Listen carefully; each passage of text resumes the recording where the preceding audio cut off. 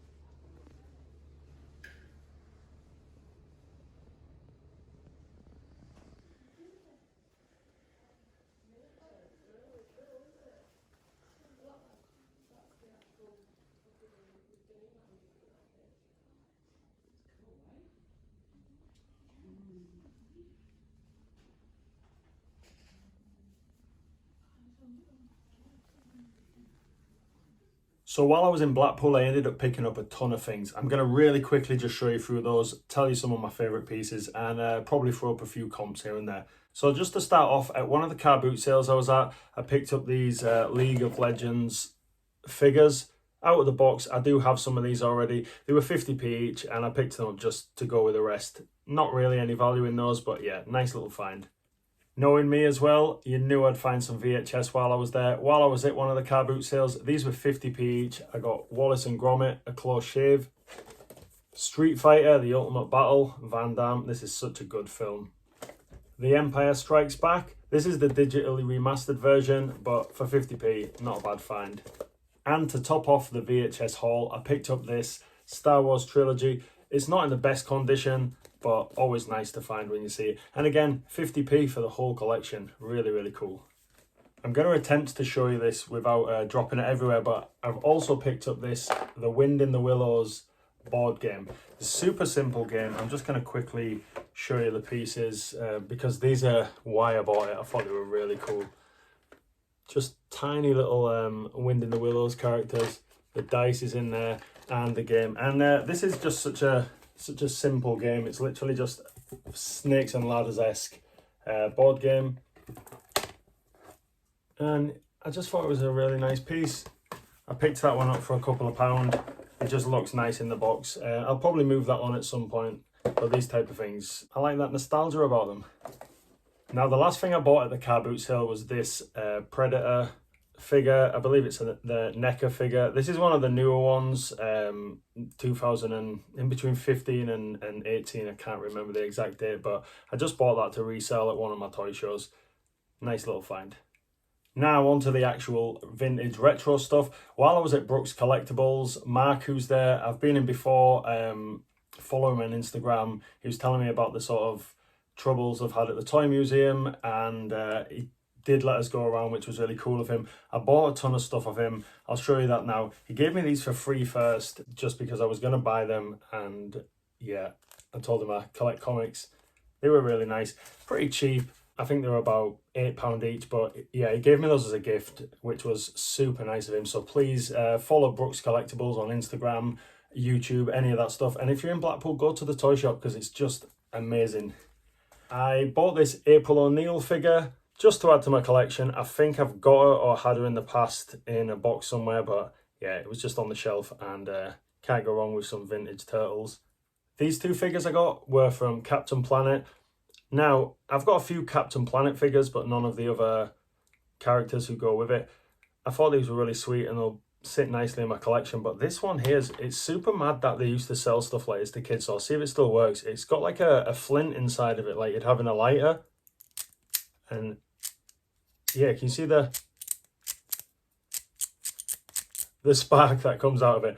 I don't know if it's supposed to do that or what it originally was meant to do, but pretty dangerous, I'm assuming, the fact that you could take that apart and start a fire. And as a child, people probably did, but yeah, I like those figures. They're going to go in the collection. I think I've started collecting Captain Planet figures without even trying, so they'll sit nicely with the other ones I have.